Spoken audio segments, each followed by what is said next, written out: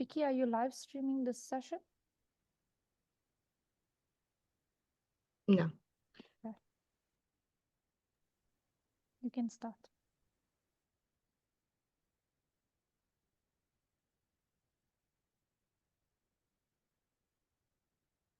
Hi, everyone. Thank you for joining and welcome to GCE's Youth Online Learning Program. My name is Vicky Mogeni. I'm the Youth Engagement Coordinator at GCE, and I'm excited to present these courses today as a capacity building initiative from the GCE in partnership with the UN Democracy Fund. These online courses are part of a youth leadership program to build capacity for youth and students. They will be free virtual instructor-led courses beginning today on February 13th, going until March 5th, 2024. The courses will include take-home resources that you can go work on as youth and students, youth case studies about how youth have been involved in the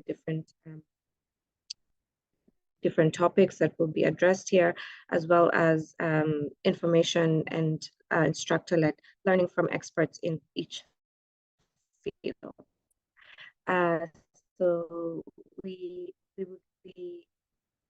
are really looking forward to this opportunity to be able to build capacity for you, to bring forward as well the expertise that youth have in this different areas. The first course today on February 13th is Module 1 and 2, and this will be under the topic of UN Structures Towards SDG 4. The objectives of Module 1 and 2, firstly, Module 1 would be to give an introduction to the UN architecture and the key agencies and structures, as well as processes that are critical for advancing the implementation and monitoring of the SDG 4 agenda at national, regional, and global levels. And we'll be having two experts speak on this particular module. That is Verna Munoz, who is the GC Head of Policy and Advocacy, and Marta Faraday, who's the Youth Engagement Lead at UNESCO. For Module 2, this will be youth case studies, and we'll touch on areas of opportunity for youth-led actions within these various structures and international agencies. This module will provide youth and student activists with a list of spaces and provide guidance on processes to engage in them. We'll be having two youth representatives who've been part of Global Spaces speak on this module, Diana Ayala, who's a youth leader for GCE, as well as for Dakar, Honduras, and Kate Mallory, who's part of the UNESCO SDG4 Youth Network, as well as GCE USA. So without further ado, I will hand over to our first speaker, Verna Munoz. After Verna and Marta speak, please note there will be a quiz for this online learning session, so please pay attention. You can type your questions in the Q&A section of the webinar as well. I'll let Verna share his screen now. Thank you, Vicky. Thank you very much, and good morning from Costa Rica. I'm very happy to participate in this important learning process. So I would like to share a kind of introduction to the UN. I mean, due to the limited time, this will not go in deep. It's just, initial words and concepts on the UN and a bit of the history of the UN. So let me see if we can, yeah. So I will share some of the history. So the concern of peace between nations has a very old history, as you know. And we can trace this history back in the Ubuntu processes that happened in the East, Central, and Southern Africa. But also we can trace these processes in the Pax Sinica, promoted by China in Asia. And also we have several different precedents in the antique Greece and Rome as well. So all those processes related to finding, to reaching, how to reach peace were present in the ancient world. But not only in the West, but we can also trace these processes within the indigenous nations. You may remember that indigenous nations, especially in the US and in North America, indigenous nations trying to sign agreements with the invading powers without much success, by the way. But more recently, the search for interstate structures, interstate agreements Si, donc were more des accords entre les the États. Western Interparlamentar, conflicts donde se identificaba el mundo. With a strong Eurocentric and colonial orientation, as you, I imagine, as you know. And these processes obviously ignore the colonized nations in Africa mostly. But back in 1889, there was a very important initiative with the Interparliamentarian Union that was established in Europe. And believe it or not, this Interparliamentary Union established in 1889 still exists, but without any binding power. Now, with the establishment of the Red Cross and the Geneva Convention in 1864, and with the adoption of this very important convention, because this is the first instrument of the international humanitarian law, happening this were the most important precedent of the League of Nations that was established in 1920. The League of Nations was a failed experiment. However, it accomplished some important things. It was initially composed by 42 states, and their official languages were English and French. So you can imagine the colonial orientation of this initiative. Now, the problem with the League is that it was mostly silent in the face of the major events leading to the Second World War. And obviously, with the occupation of Hitler in several different places and countries. So the League failed its primary purpose, that was the prevention of another war. So it seems that silence is kind of a typical thing within some of these structures.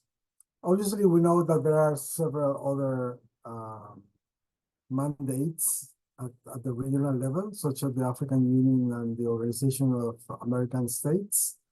But I will not go in deep on this in order to focus only on the UN. So the UN. So you can see this funny picture here. I am not saying that the Hydra is equivalent to the UN. I am not trying to say that the UN is a kind of nest of snakes or something similar. But what I want to say is that the UN, even if it started as a single political body, now is actually a network of multilateral bodies, organizations, agencies, banks,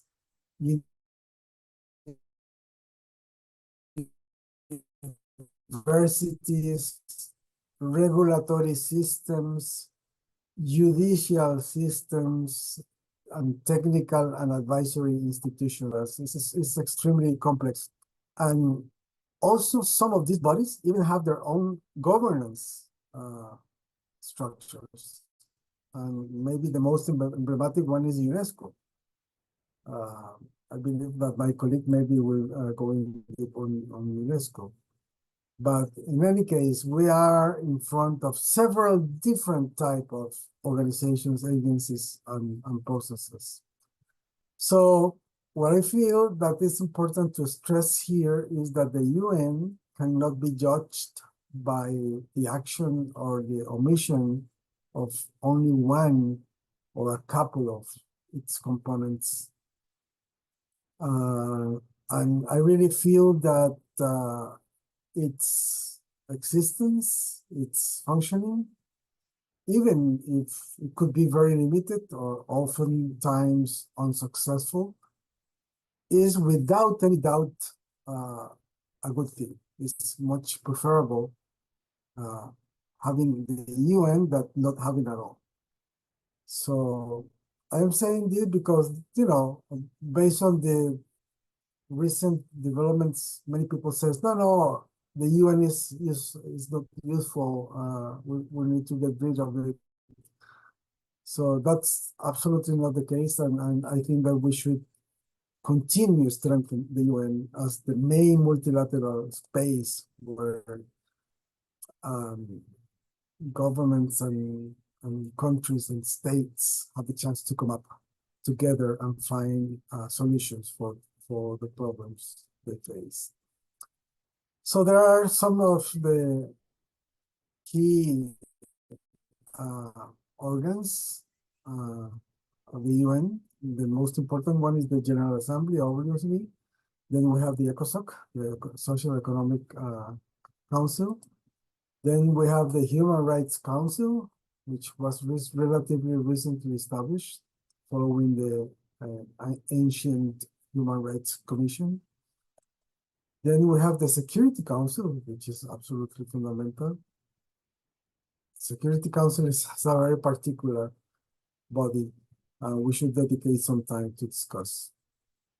And then we have the International Court of Justice. The International Court of Justice is not considered among the key organs, but I want to highlight its existence because of the very urgent times that we are living nowadays. Now we have a series of funds and agencies that are very key to highlight: the UNDP, Population Fund, the UNEP, the UNFPA, which is, sorry, the first one is the development. The UNFPA is the Population Fund. Then we have the UN Habitat. Then obviously we have UNICEF, which is key for the GC work, and the World Food Program as well. And then we have several agencies working within the UN. I just like to mention so you can see the proliferation of these bodies. The FAO, which is food, ICAO, IFAD, ILO. ILO is absolutely fundamental also because it has to do with labor issues. It has a very interesting governance structure as well. The IMO, the ITU, which is communication, UNESCO. I don't know why the UN qualified UNESCO as an agency because, in fact, it is an organization. But I am just reaching out to the information which is available for you in the website. The UNWTO, the UPO, the WHO, which is health, the WIPO, the WMO, the World Bank. World Bank is part of the UN.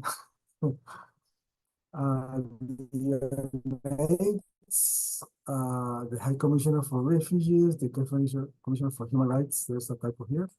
The UNIDIR, the UNITAR, the UNOPS Security, the UNWA, UNSC, the UNU, and the UN Women.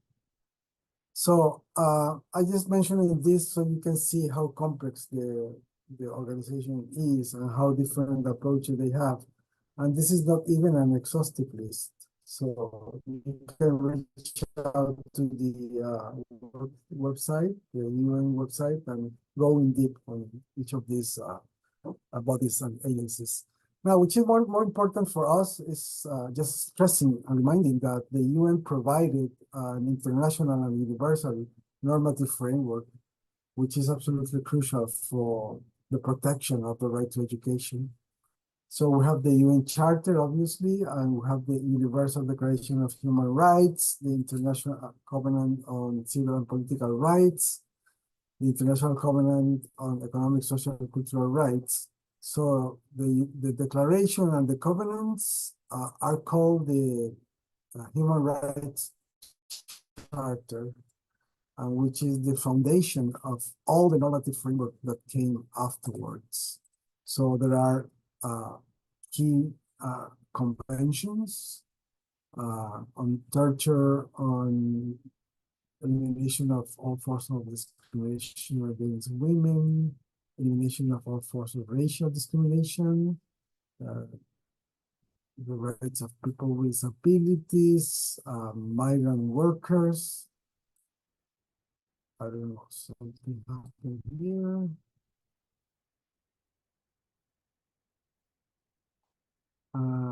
The Convention of the Rights of the Child and the Convention for the Protection of All Persons from Enforced Disappearance. What is important to highlight is that all these instruments has established also monitoring processes. So all of them have their own committee in charge of reviewing and monitoring and delivering, who are part of these instruments.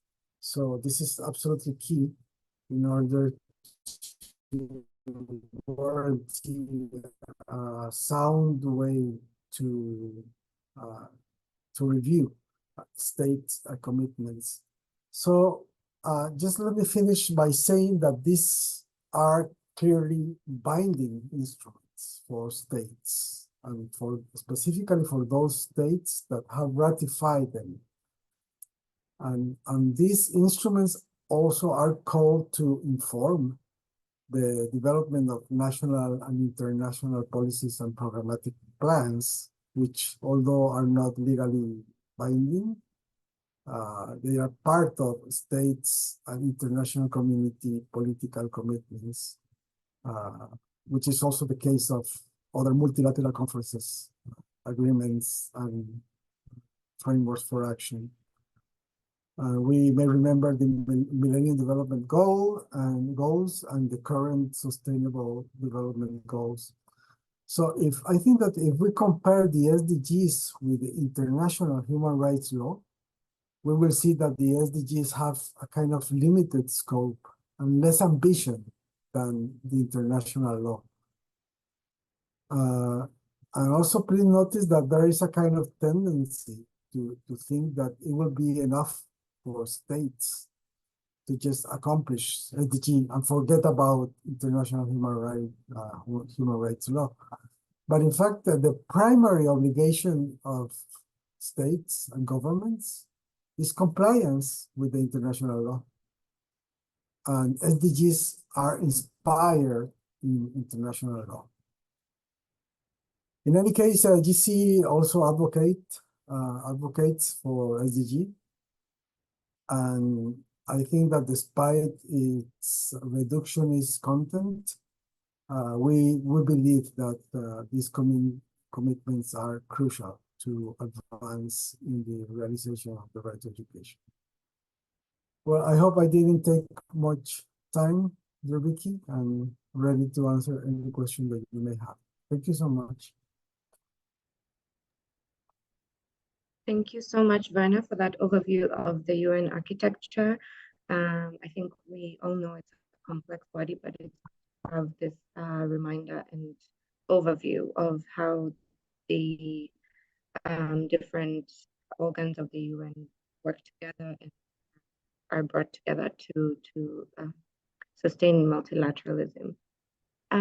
Next up, we have Marta.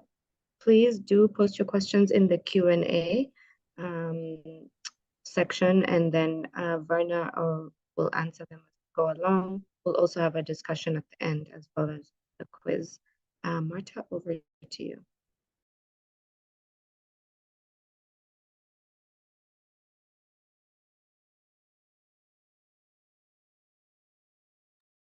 Thank you very much.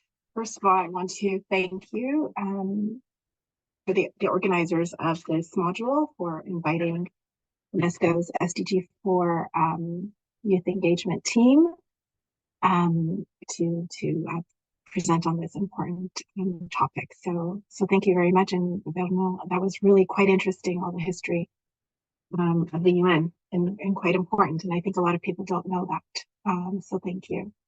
So let me just first begin by providing you with an outline of what will be covered today. So I'm going to go over 4 things. I'm going to provide just a very brief background of the SDG4 monitoring frameworks, discuss the evidence of the value of youth engagement in education. There is research that shows that is important. Then I'm going to delve into a little bit about meaningful youth engagement, what it means, and a little bit about it on the ground. And then finally, I'll provide an overview of the SDG4 Youth and Student Network, this very important global youth engagement indicator, and this UNESCO Global Youth Initiative that we launched on the International Day of Education this year. Moving quickly into the SDG4 monitoring framework. So as Vernon quite rightfully noted that, in fact, UNESCO is an organization. I know it says agency, but in fact, we have our own steering committee. We have our own member states. It's not, for instance, like UNICEF, which is an offshoot of the broader UN and New York. So in any case, UNESCO stands for the United Nations Education, Scientific, and Cultural Organization, and it is the lead UN agency for education, and in fact, the only UN agency responsible for all the ages of learning, so a lifelong learning perspective from early childhood education through basic education, secondary education, higher education, TVET, and also, of course, adult learning. And it is also responsible for monitoring SDG4 targets and promoting discussion and dialogue on education policy. Now, in addition to that, there is something called the Global Education Coalition. So this is sort of this high-level mechanism, which was established to improve global coordination in the field of education, and it involves many UN agencies, not just UNESCO, but UNICEF, the World Bank, the UNDP. And the whole point is to enhance collaboration and helping countries meet move towards the SDG4 targets and indicators. All research is actually telling us that it is not going to be possible to meet these targets. However, it does not mean that we should stop working towards them, and that these frameworks are actually very useful because it gives us something to work towards. So I'm just going to provide an overview of the 4 levels of monitoring that you have when it comes to education. So since 2015, as you know, we had the Millennium Goals, and then there was the Armstrong Declaration. And since 2015, there has been a cohesive monitoring framework. So there is the Interagency Advisory Expert Group, which has proposed 11 indicators. At the national level, what you see is actually the monitoring is very much linked to government and their development of education sector plans and in informing policies related to education, but they're very specific to the national, as they should be, to the national scope and the challenges of each country. At the regional level, then, countries within a region that are common. And so then at the global level, this is actually quite limited to a few indicators that have been carefully identified and grouped, and they kind of provide an overview. So as you can imagine, as you get down to regional and national, it's much more specific because it's relevant to the country and it is specific to that country. And when you get to the national level, in fact, there's also subgroups. So you can actually look at how, for instance, refugees and migrants are faring on certain indicators, how by gender. So you can differentiate between certain subgroups within, even at the national level. Of course, this becomes harder when you get to a global level. You're more, you could see a comparative, but again, you're comparing apples and oranges as well. So you have to really be very careful that you understand what you're comparing. Moving forward, so there is a very, very interesting tool, an important tool called the SDG4 scorecard, and I will provide a link at the end. So this scorecard basically was developed with an inclusive approach where countries assisted in setting the values of 7 SDG4 benchmarks, focused on pre-primary education, school attendance, completion and learning, trained teachers, and gender equality and public expenditure. So this is how they were originally set to facilitate the follow-up, synthesize progress, identify data gaps, and guide future efforts of countries, stakeholders, and also the broader international community. So this is what it looks like. And if you look at the bottom on the x-axis, what you'll see is all the indicators that have been sort of decided by so you'll see reading at early grades. What is the maths early grade score? What is early childhood education? And then you'll see that it's not based on, for instance, exact, because you can't at the global level. You have to kind of, so we'll say that a certain, there's close to 40% that are having fast progress in early childhood education. Or teacher training at the primary level, that's actually looking at around 40% as well. But when you look at, for instance, reading early grades, very slow progress, because you see the small bar being very, and right now, that's why there's such a huge push for foundational learning as one of the global initiatives that came out of the Transforming Education Summit. So I will provide a link to that because there's much more information that I can get into, and it's worth exploring. Now, the global cooperation mechanism is actually quite interesting and very related to our work here at UNESCO, Section 4, SDG4 Leadership and the Interagency Secretariat. So it builds on the 2015 Incheon Declaration and the Education 2030 Framework for Action. And it's best understood is if you think of it as an ecosystem of every global education actor that participates in the global education meeting that is held every 2 years. This year it's going to be in Brazil. I believe in November, right after the G20, or late October. And so they have agreed to work cooperatively in support of the SDG4. And so there's these platforms and initiatives developed by those global education actors in pursuit of SDG4. What you see here is the actual room in which the high-level steering committee meets. So within the global cooperation mechanism, the high-level steering committee is the governance engine, if you will, the mitochondria for some of you who are scientific.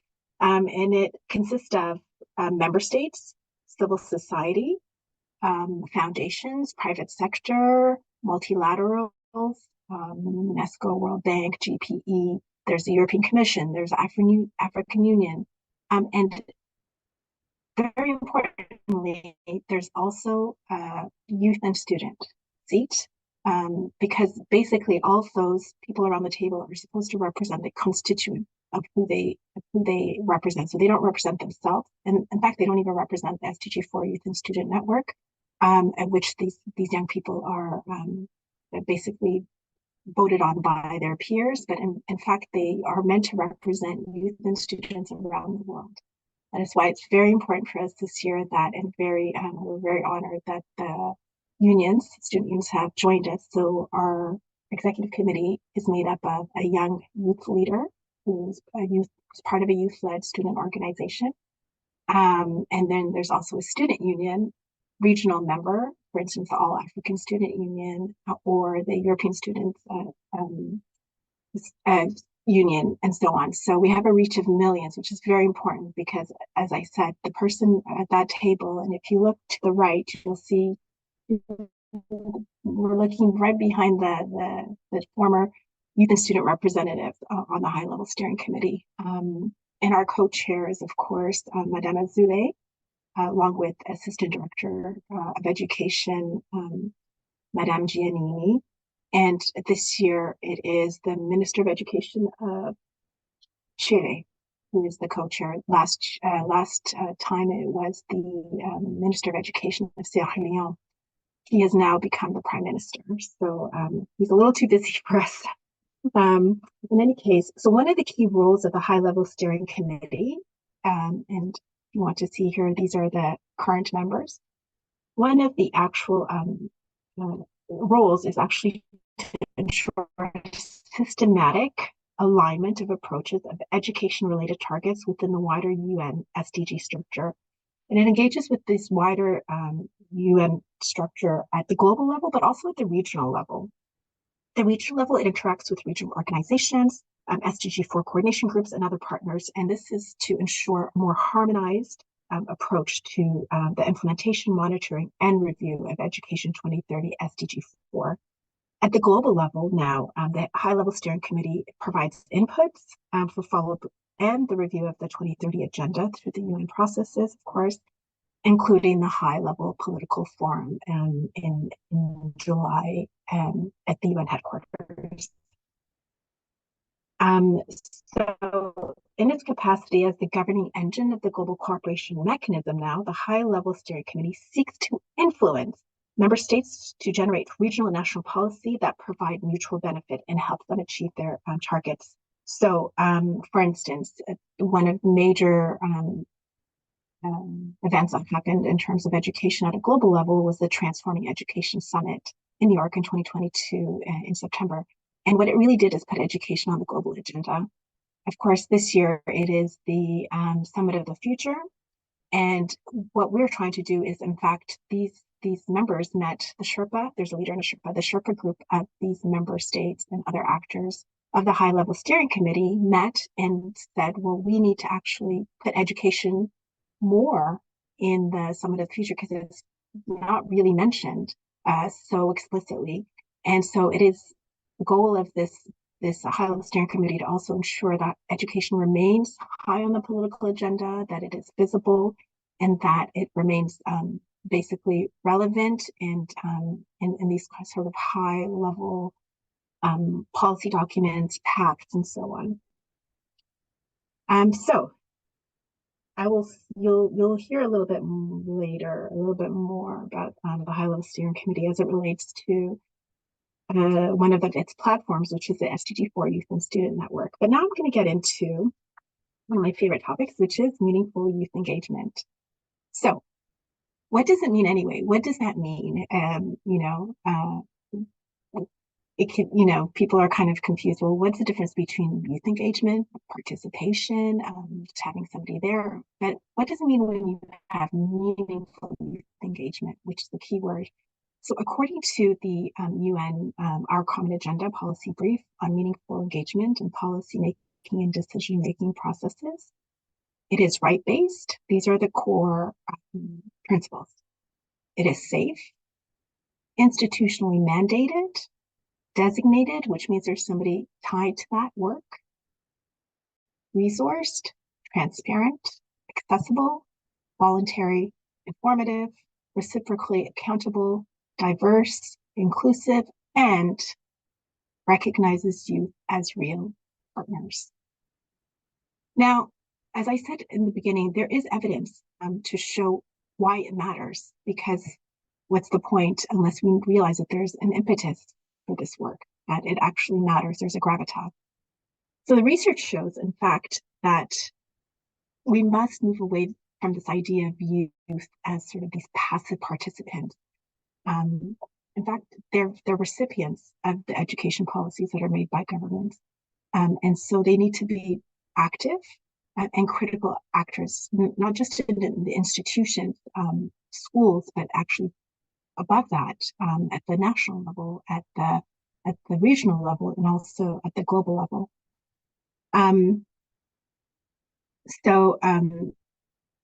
In the active creation of education, excuse that typo, institutions, and give them the opportunity to formulate the critical youth voice in schools and education. And this is actually quite important. Involving youth as partners in decisions that impact them increases the likelihood that these decisions will be not only accepted, but also adopted and become of everyday life. So this is basically saying there's an uptake, there's better uptake if you actually co-create on education that impact them. And finally, this is not all the research, but I'll stop here, is that if you actually develop the capacity of youth through youth leadership, that is a key mechanism for positive youth development and social justice youth development. And I'm happy we have a bibliography that we've developed that we're happy also to share with you. Thank you. This is actually quite interesting study that was done by an organization called Radical Youth Engagement. So if you look at the bottom three, these are the necessary conditions. So the youth had to have the required skills, there was an inclusive intervention design, and there was sufficient support from the implementing organization. Now the other one is, it makes sense, it's nice to have, so level of participation, we obviously call for the highest level, but youth were also active in all projects cycle stages. Now, this was taken from a project that was implemented. However, it can apply to many other areas as needed, but I think it's a matter of will, but it's also a matter of building capacity. And this is, I think many of you might have seen this. This is the originally the children's participation from tokenism to citizenship. It's a ladder that really clearly, for me, actually shows what is considered, you know, kind of this basic level of engagement, or in fact, manipulation of young people, all the way to the top, which is youth-initiated shared decisions with adults. So the bottom three are really not engagement at all, something that's developed by adults, and then they don't really know why they're there. They're not really provided, offered to then led. Youth might be consulted, but they really have no opportunity for feedback. They don't know if what they're saying has been taken into account. And then you start moving up. So it's still adult-led, but then you have a bit of a role. And then, as I said, you move up to where it's really at a partnership level, where it's youth-led, and then the decision-making is actually shared between youth and adults, working as equal partners. So what we say is that youth participation and engagement, actually, you need to have the opportunities and spaces where young people can actually, so it has to have a space for decision makers to listen to those voices and opinions and to take them into account. But before they do that, they must believe that including young people must have some value, right? So that's key. So it's not only the building the capacity of young people, but we also need to build the understanding and knowledge of decision makers and policymakers. Otherwise, they're going to see it as an added burden to their limited time and resources, and it's going to be something that they, will do, but grudgingly, and that's not what we want. There is mutual benefit in doing that. So right now, and one of the most important decisions that have come out is at the UN, there was our Common Agenda report, and with this, there was a unanimous vote by the member states to establish the United Nations Youth Office as a dedicated office for youth affairs in the Secretariat. Now, before this there was a UN Secretary General's envoy on youth, but this was not an office, so to speak. It was sort of an offshoot of the UN Secretary General. But now this is a proper office with a leader at the level of Assistant Secretary Generals. So it's very high up, which is very important for ensuring that, the voice and also gives a political clout for the young leader who's actually only 33 and from Brazil to be taken seriously. And so they lead the engagement and advocacy for the advancement of youth issues across the UN, specifically in the areas of peace, security, sustainable development, and human rights. But they also work across all the Sustainable Development Goals, all the 17 Sustainable Development Goals, of course, including education, in which we're a very close partner. And now I'm going to just give an overview of the network, the SDG4 Youth and Student Network, the Global Youth Engagement Indicator, and this Global Youth Initiative that you maybe wonder what's that all about. So as I mentioned earlier, we have that high-level steering committee. This is the ecosystem that I'm talking about. You have this high-level steering committee, which is made up of a leaders group and a Sherpa group. Within that high-level steering committee, there's also these technical committees that leaders and Sherpas can belong to, and other actors as well. So you have a technical committee on evidence-based policy, you have one on monitoring and data, and you have one on education financing and alignment. And here we're doing a lot of great work on public financing for education, and also where the private actors come in. So there's really interesting work being done there, because there is a gap of billions of dollars in order for countries to reach their SDG4 targets. So there's a significant gap that needs to be met. So as you see, there's the high-level political forum, the global education meeting sets the priorities, and then for the high-level steering committee, which advises on the progress to the global education meeting.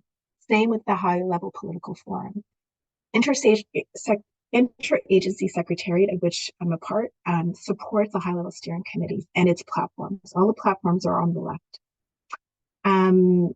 Now, we have, in addition to the students, we have a CCNGO, which is the collective consultation of NGOs.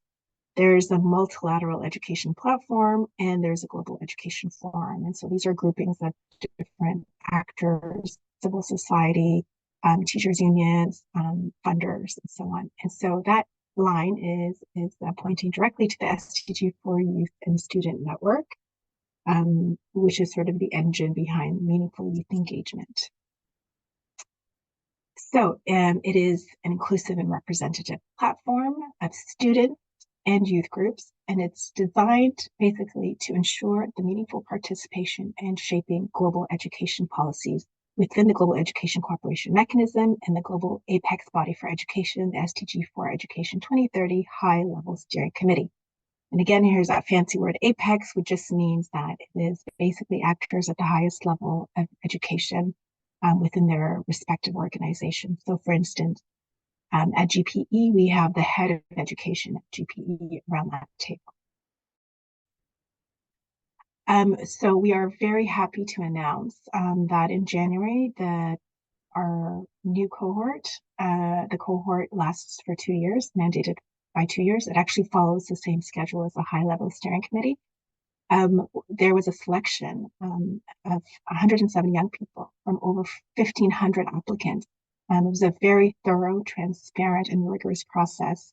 But as a result, we have 88 countries represented and 170 young youth and student leaders from all around the world.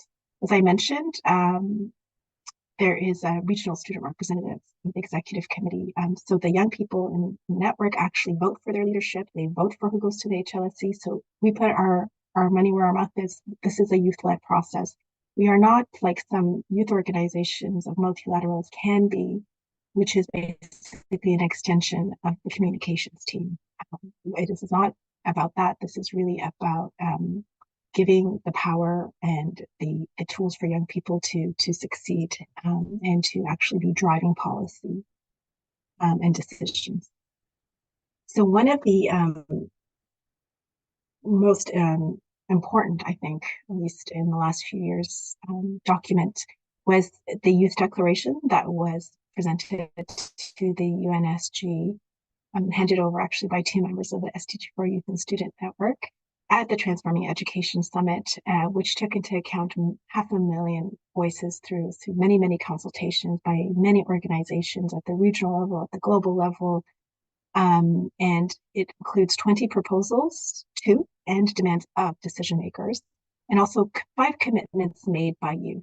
And I will also provide a link to that. It's very important to read. We're actually we are the organization mandated to take this forward. And we are also looking to have it available in Indigenous languages and national languages, rather than just only the 6 UN languages listed below. And the high-level steering committee, which of course includes the young people, the youth and student representatives, last December voted to add 3 new SDG4 benchmark indicators. One is on greening, and one is on digital transformation, but the third is on the involvement of youth in policy development, so a global youth engagement indicator. And this beginning of the methodology has started with the Global Education Monitoring Report in the UNESCO Institute for Statistics, but there will be much more consultation with youth and student organizations, and we are going to be the key partner in ensuring that that happens. Of course, the Global Student Forum will be there as the head of unions, and of course, the UN Youth Office, but we will be coordinating that work along with the Global Education Monitoring Report. Now, why does this matter? As I said before, sometimes youth engagement is seen as something that's nice to do, but only if you have the time or the resources. Well, now, countries will need to report on how they're engaging youth in education policy making and decision making. It's a game changer. It's huge. So it's not something nice to do anymore. It's something that countries need to do. So it is I think, very, very important. But right now, the methodology is also how that's done is important. If you have countries that are reporting on this, well, there's self-reporting data bias. They might say, oh, we're engaging youth, but it could be at the level of tokenism. So there has to be some triangulation. Are you going to also ask young people to report on how their government is, on how they're being engaged? So, and of course, engagement also looks very different. Sometimes it's having a youth advisory board, such as in Sierra Leone, or in Canada, where there's actually a group of young people that inform the prime minister. Or it could be something else. So all these things have to be taken into consideration. It's quite complicated, but it's also, it's quite exciting. It's new, and it's the first time that this has happened, and it's actually about time. I can say it. Now the Global Youth Initiative. So the Global Youth Initiative also came out of the Transforming Education Summit. And it is a multi-stakeholder global initiative, again, to ensure meaningful youth engagement and leadership in policymaking at country level. It's really what we're looking at. So this includes proposal for capacity building in skills such as negotiation, advocacy, collaboration, and also policymaking, really understanding the process of policymaking, because that's very important if you want to be engaged in that world to understand how those processes work. Empowerment, training education ministry staff to meaningfully engage youth, because some of them, some ministerial staff might actually be quite interested, but will maybe not have the idea of how does this work? How can we do this? What are some different models? And so we are eager to work with our Institute for Education Policy and Planning, which have long done trainings. They're known for their training of ministers to actually develop capacity building for ministry, education ministerial. It also includes, this Global Youth Initiative includes amplifying youth voice at the center of the global. We're hoping to find some sort of funding mechanism to support grassroots level education projects that young people are doing to solve challenges and issues in their own communities, which is very important as well.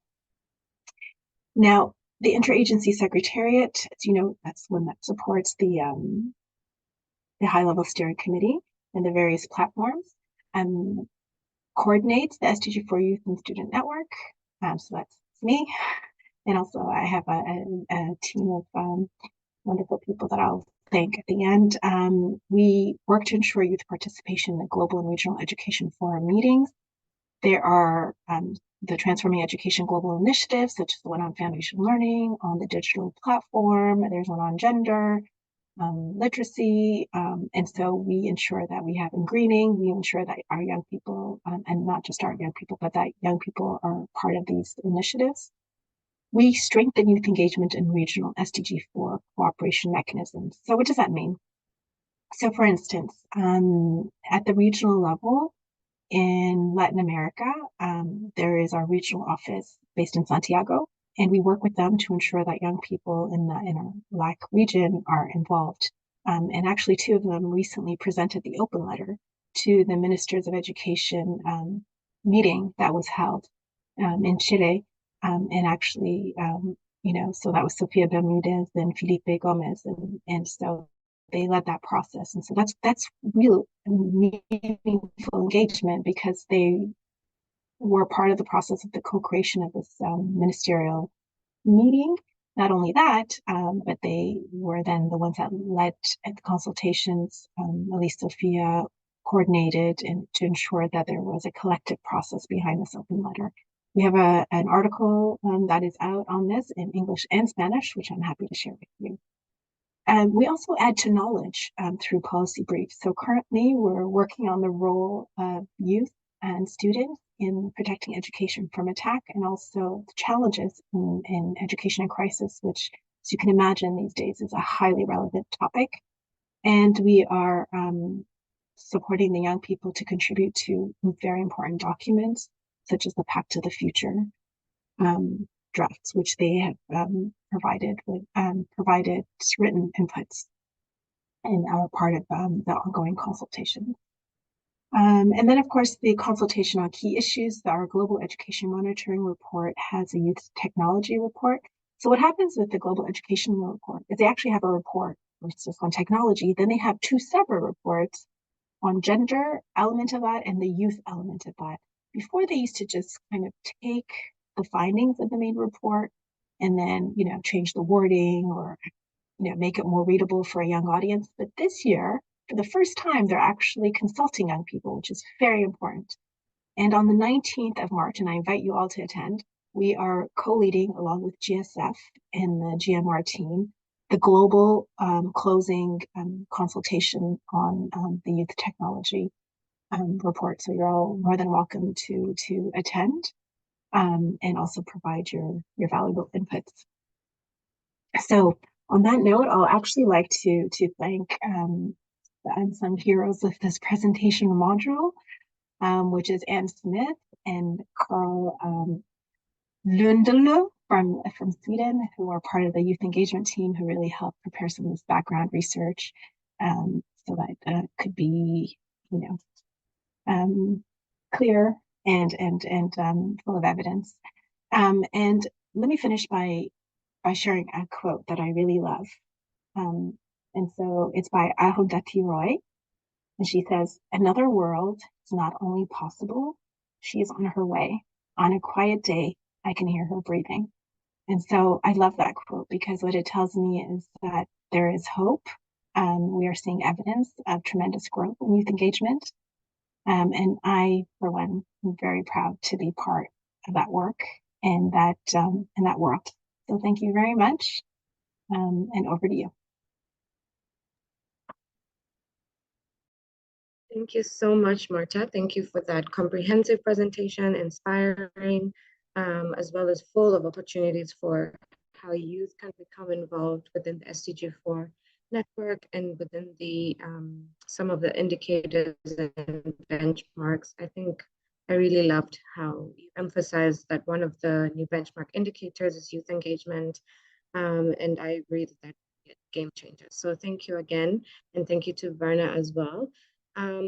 Without further ado, we're going to go into a quiz section before we move to module 2. I'm going to share the quiz as a poll. I'll also share in the chat links to a worksheet that will be completed at the end of this course today. So let's begin with the quiz, and then I'll share the links to the worksheets as we switch over to module 2. So we'll have about 5 minutes to complete the quiz. And it's just based on what we've just heard, some of what we've understood, just to kind of reflect on it and also entrench the knowledge we've gained today, so that it does not just go out. So I'll launch it, and then you can just take 5 minutes to go through the quiz. Of course, there are right answers because it's a quiz, but just use this as kind of an opportunity to continue learning about the systems and processes towards SDG. Okay, 5 minutes.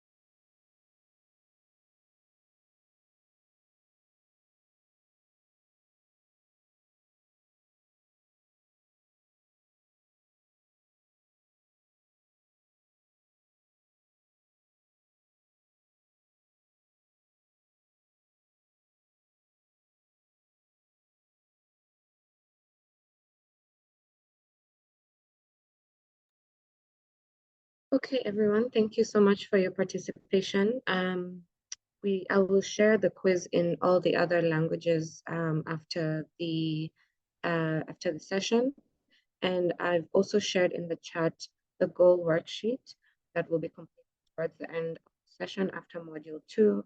Please feel free to open it to go through it. I've shared it in all 4 languages, in English, French, Spanish, and Portuguese, so that we can understand our goals and how we are going to proceed with what we've learned today moving forward in our work.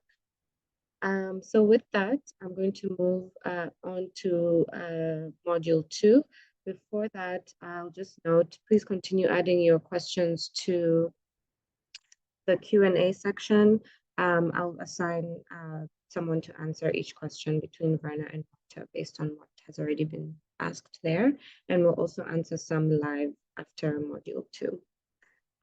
With that, I will hand over to Diana Ayala, who's from the GC Youth Action Group, as well as for Dr. Honduras, to start us off with module 2 on case studies of youth involved in SDG 4 networks. Diana, over to you. Thank you, Vicky. Thank you, everyone. So I will be speaking a little bit about the youth engagement in global advocacy structures. So I'll share my presentation. One moment, please. Okay. I hope you can see my presentation now.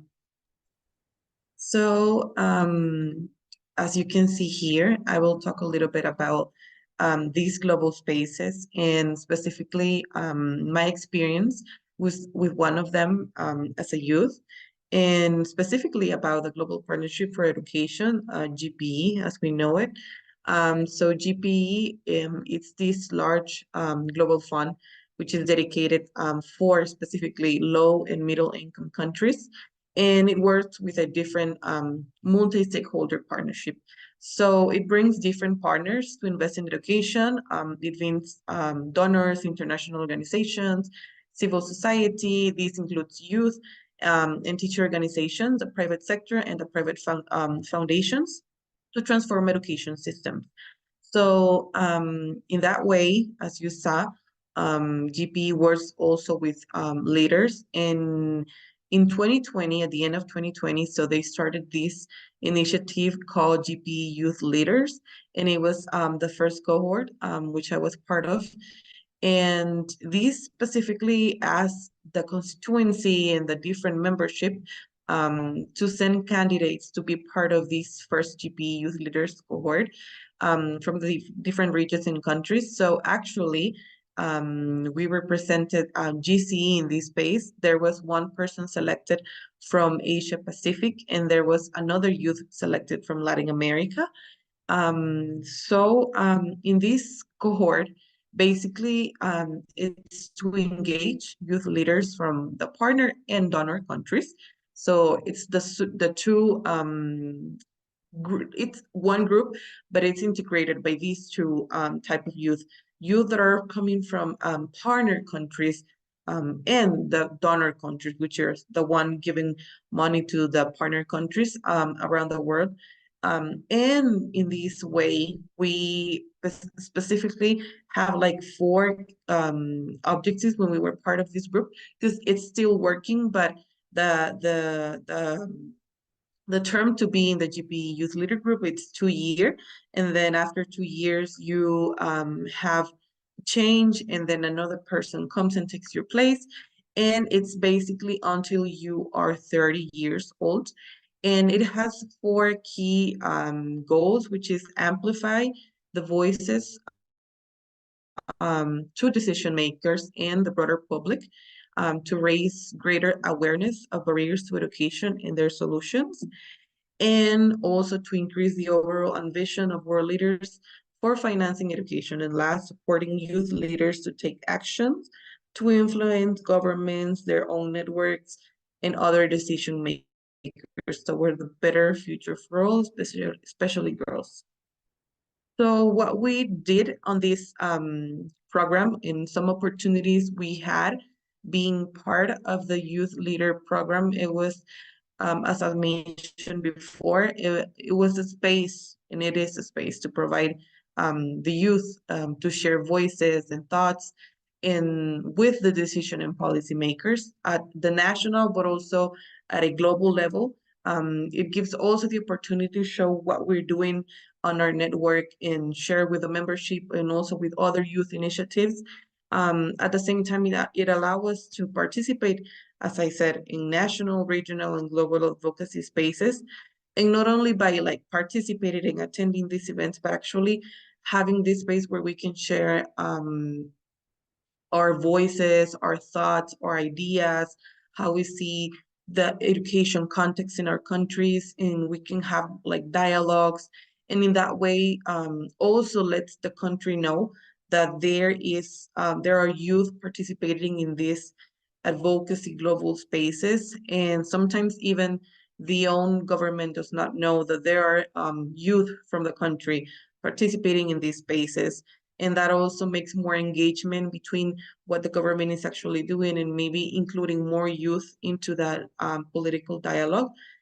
It's also space to networking with other youth initiatives, with engage with our own government. And we also have the opportunity to have capacity building in different areas of interest, such as like gender transformative education, which is one of the most important things we are looking for.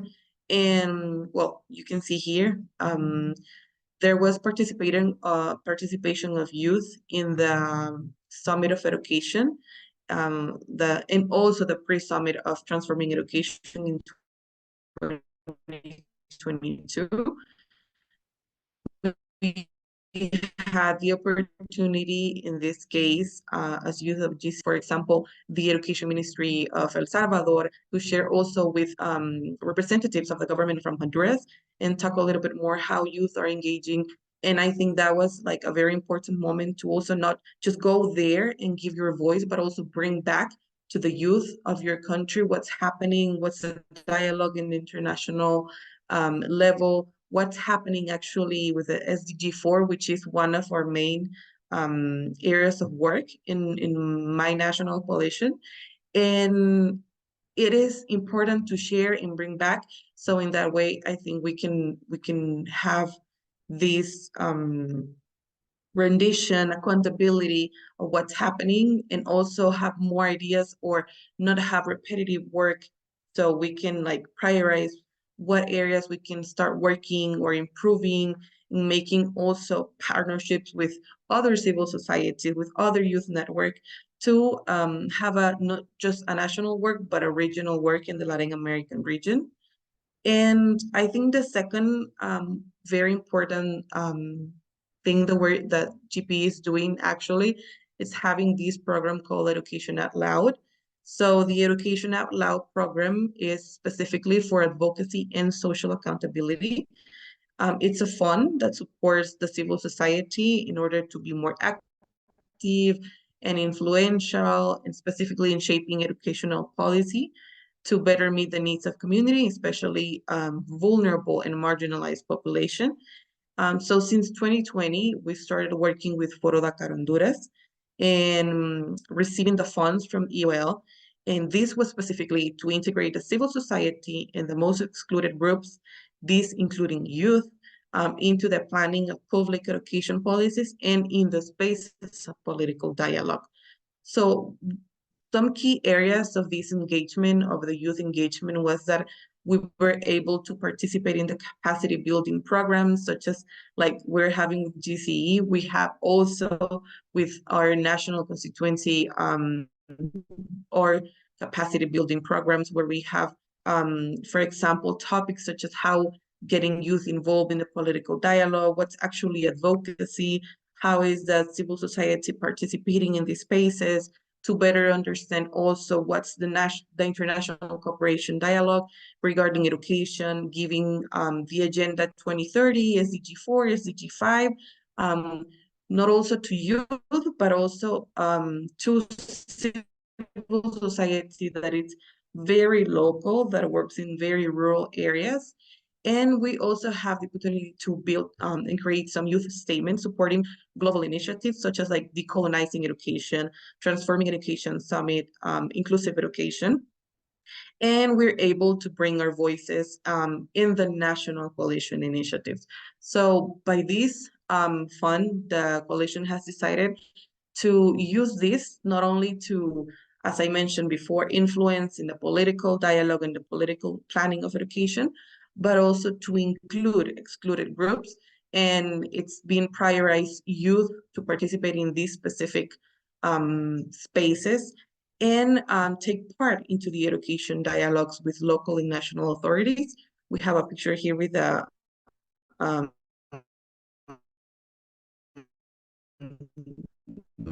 Minister of Education of Honduras.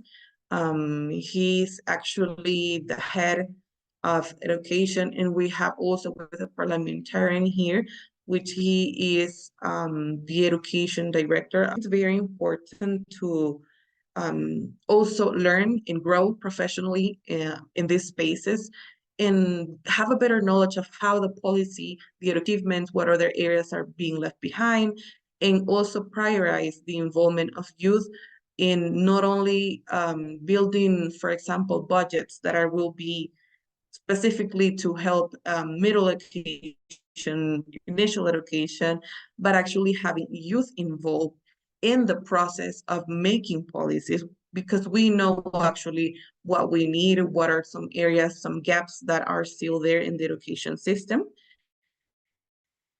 And I think that we have two biggest achievements with the support of GPE and specifically with this program EOL. One is that we were able to get involved in the national consultations of what's happening now in the country.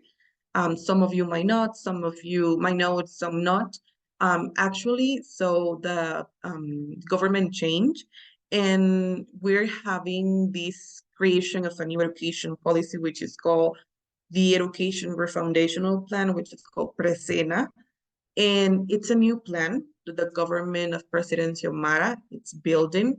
It's a very integral plan, which has one of the main focuses is not to evaluate kids on the contents of books, but to evaluate kids actually with having some capacities in how to actually go outside in the world and have the abilities and the skills to go out and not only go find a job, but actually how they can be people making opportunities for other people. So I think it's very important because we were invited by the different departments or regions. We have 18 regions in the country, and we had approximately 11 regions that participated. Youth were invited into these consultations, and they were able to give their voice, what they need, what they have right now, and what they want change. And that was one of the biggest achievements because they were able to participate. Not all of the youth constituencies in the country, organizations were able to participate, but they were actually looking specifically for youth that were part of Foro da Cara to be in this space, to engage and give their voices. And the second, which is the last one, less important, is that we have our second National Youth Congress in the country. We had more than 30 youth organizations participating. We were actually part and coordinated, which is called the Table of Education in this event. And as you can see, we were specifically talking about the Youth Declaration of UNESCO, because we have, it's called CONJUVE, which is the National Organization of Youth, which is a very big organization.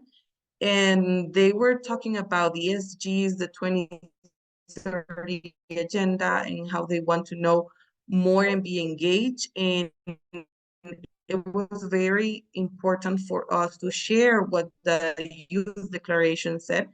And many of the youth didn't know what, as you can see, they have all these boxes of the SDGs. So we found that it was very interesting that a lot of youth are participating or kind of knowing what it is, like just like from, you know, knowing just basic thing, but not getting involved a lot. And I think it's very important that we have, for example, in UN organizations, because I think that youth from Central American region and the Latin American region should be more involved. I think that in GCE, CLADE, for example, which is our constituency, also has a lot of potential. We have a lot of youth that have a lot of knowledge and they have this courage to participate, to advocate, to give their ideas. And for me, it's very important to keep sharing what we know. I think that this fund of GPE help us to share what's happening actually outside of the country, what are youth doing internationally, how they're sharing their voices, how they're advocating. And for us, it was very important to share, even though we're not like UNESCO youth participating in this space, but we went to the Summit of Education, to the pre-summit, and I think that this youth declaration was very important to share with our kids. And we're very excited that actually they're getting more involved in our actions. They're participating when we're doing actually in the country. And this is, I'm going to close with this.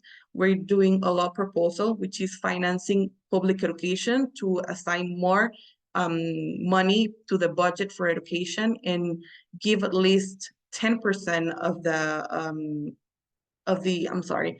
So it's to increase the education budget in the next 5 years. And the thing is that we need to have budgets that are has on the budget, that it's actually working to have more scholarship for girls, to include more people with disabilities, to include more people from the indigenous groups in the budget constructions. And I think that youth had a very important role.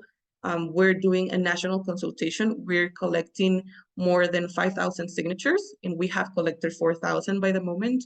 And the National University of Honduras participated a lot on this, and also youth from the different regions of the country or rural areas participated a lot. So I think I can say, and I can conclude that actually these funds and these programs that GPE has for civil society and for youth are very important, so we can engage more and advocate at a national and a global level and continue working for achieving a better transformative education. Thank you.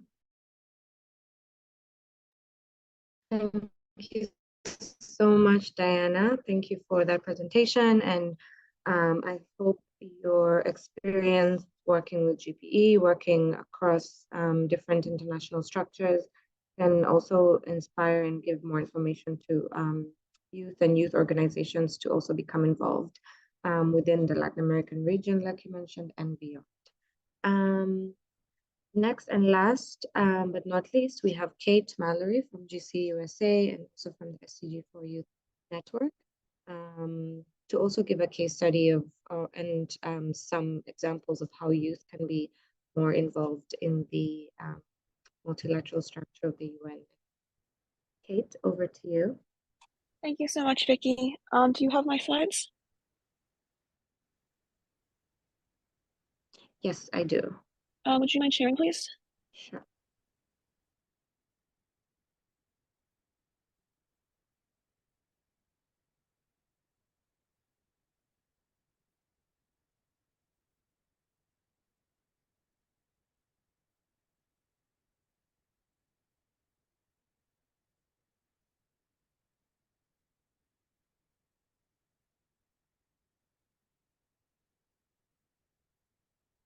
Thank you so much.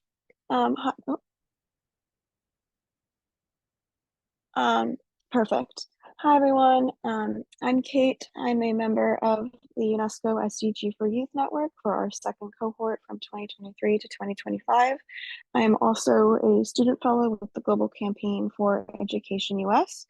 Thank you so much to the Global Campaign for Education for hosting this webinar, and for all of the speakers here on sharing your insight. It's been wonderful to hear from you, and I know I'm learning a lot already.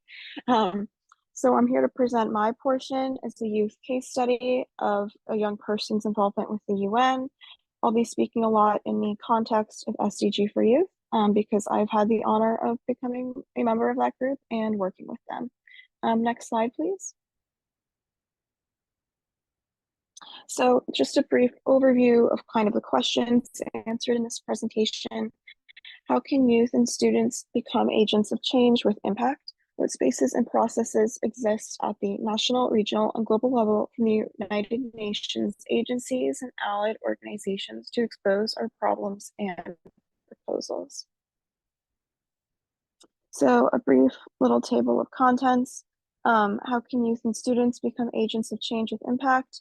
UN opportunities for youth and the United Nations Youth Office and networks for youth activists and young change makers. So starting off, how can youth and students become agents of change with impact? So starting off, it takes a village to make the change we want to see. First and foremost, working together is essential to ensuring that we are not alone and that our voices are heard. In addition, everyone has their own unique skills and talents that can be leveraged to create a more safe and equal world. Spearheading effective, innovative initiatives can create positive impact. Establishing sustainable goals and living up to them can create a cycle of positive change. And non-youth leaders have a role to play in making sure our voices are respected and heard. It's important to work with authority figures and hold them accountable to listening to us. This presentation will go over opportunities for youth to make impact in global spaces and how we can all work together to promote SDG 4 and human rights. And SDG for Youth, as my wonderful colleague Marta just mentioned, the high-level steering committee has been really wonderful in supporting youth voices in our movement.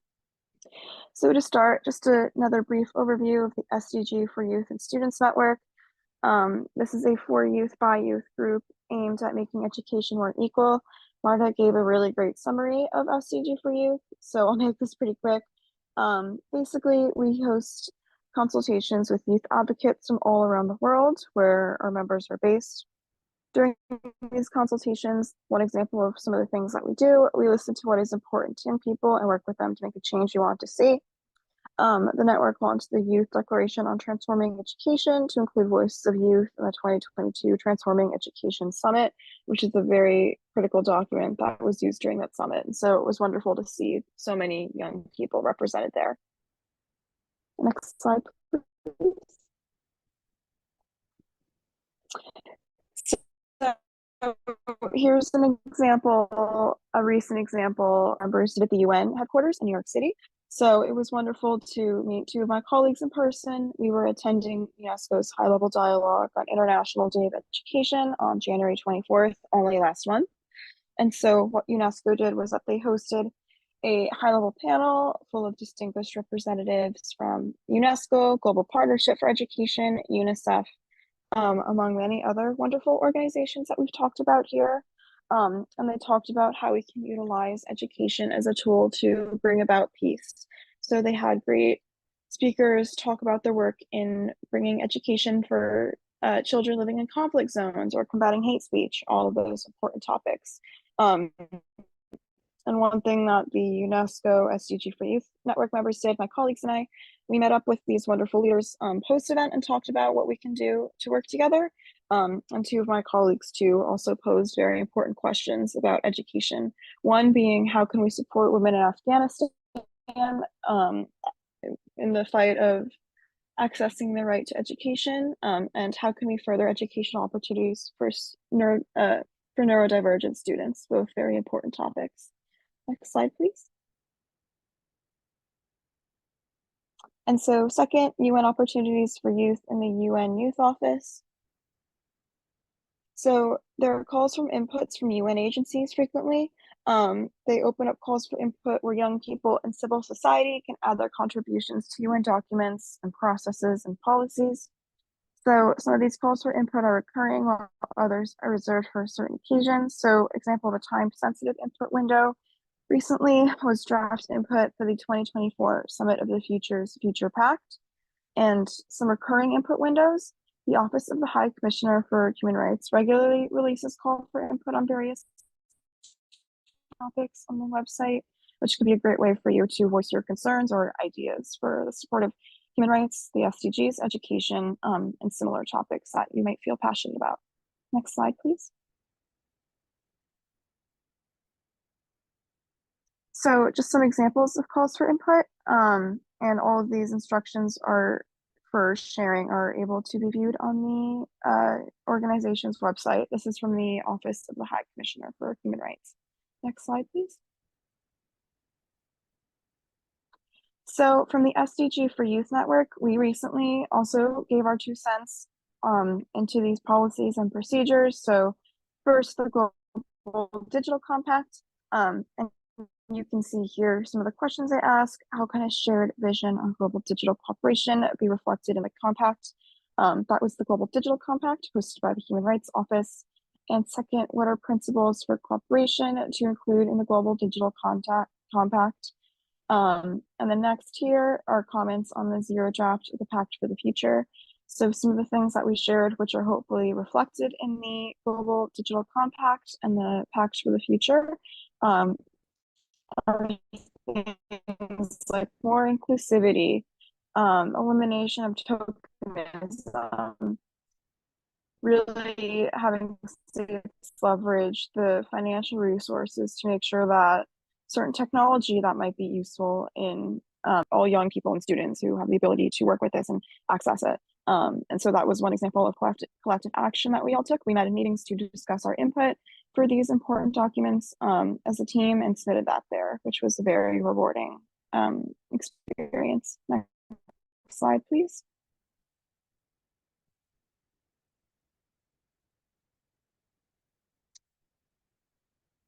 Perfect. So consultations with youth, the UN Youth Office is a great resource for young people to become more involved with the SDGs, the UN and international affairs.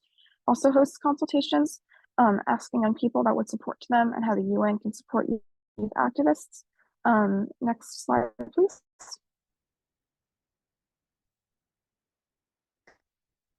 And so what the SDG for Youth Network hosts consultations with young people in the regions that we represent, quite quite diverse all over the world. We have people represented in North America, really from all over.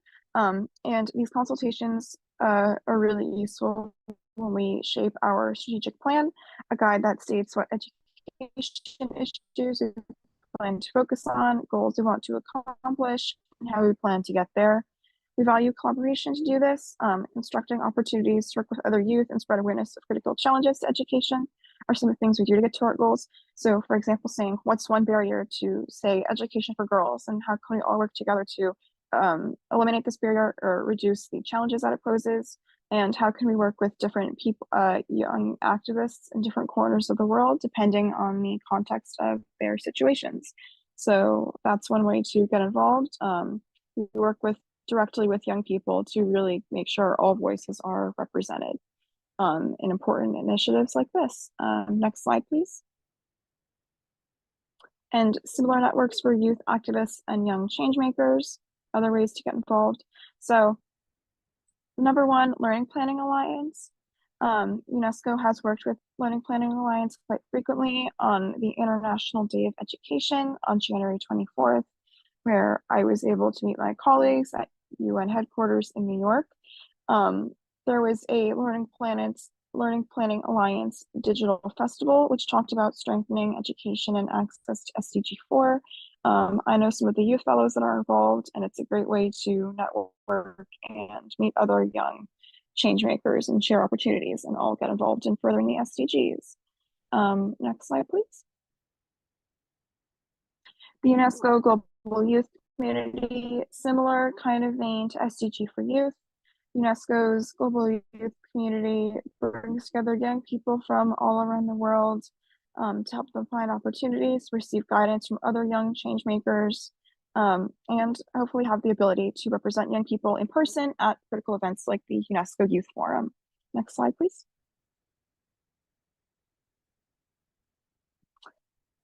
And the UN Major Group for Children and Youth.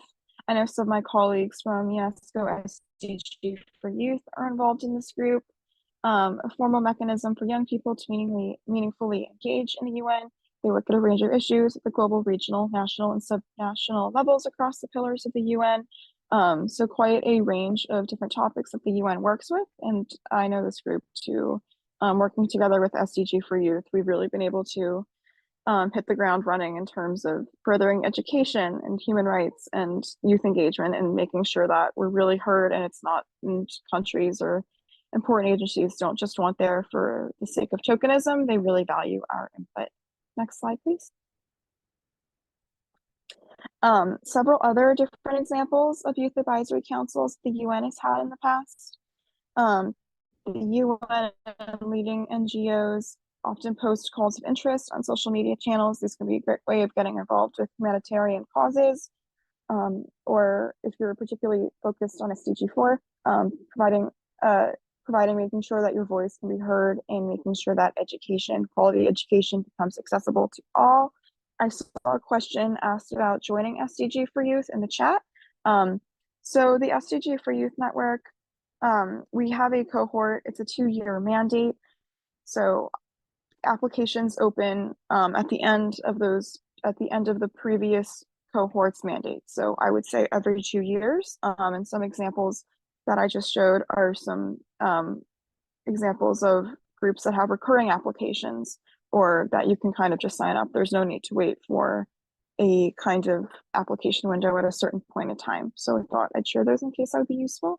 And finally, staying tuned with UN updates. Next slide, please. So other ways to learn about what SDG for Youth is doing, or what other young leaders are doing, or the Youth 2030 Pulse newsletter and civil society youth news. Great way to stay updated on what UNESCO is doing, as well as other young people in the UN Youth Office, which has made pretty groundbreaking strides in making sure that young people can work more with the UN. Next slide, please. And another way of staying tuned is just looking at social media. I found that very useful personally in engaging with my colleagues and with what UNESCO plans to do. Next slide, please. And finally, thank you. I hope this presentation was informative and helpful. Thank you to all of the attendees for coming, and thank you so much to the Global Campaign for Education for inviting me. And thank you so much to UNESCO for the opportunity to join the SDG for Youth Network, and thank you to Marta for all of your support there. Really appreciate it.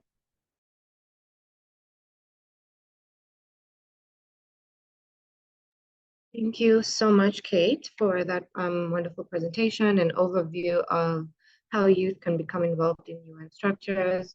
Thank you also for your work within the GCE Youth Action Group, and sharing some of this knowledge that you have around UN structure within that group and here today. And we hope we'll share these presentations after. We've received quite a few questions about that, so we hope that will give youth a chance to become involved in whichever structures are relevant to your work in education advocacy. We are behind on time, but I see a few questions in the Q&A. We are going to ensure that these questions are answered after the meeting, and we'll share the answers to each of the questions. I will, if Werner is still on the line, I'll just ask you to answer one of the questions live from one of the attendees, which was, how do we effectively hold governments to account to their commitments to human rights treaty?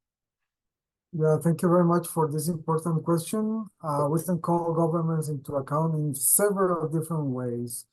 At the national level, most of the time, international human rights law is part of the national legal framework. So we can just, go to the court and sue the government or the institutions in charge of any given aspect. That's one possibility at the national law. Obviously, there are complexities that we should consider. The other possibility is not the legal action, but the exigibility or demanding throughout the social mobilization, the commitments in charge of states. And then we have also the chance to go to the treaty bodies. Any person can go to the treaty bodies and make them know about any given situation. So treaty bodies would study the situation. I would come up with concrete observations or recommendations. Obviously, strategic litigation and strategic action and collective action is better than the individual ones. So working in silos is not a good idea. That's why GC encourages persons to join national education coalitions and together mobilize public opinion and undertake concrete struggles towards the realization of the right to education. Thank you.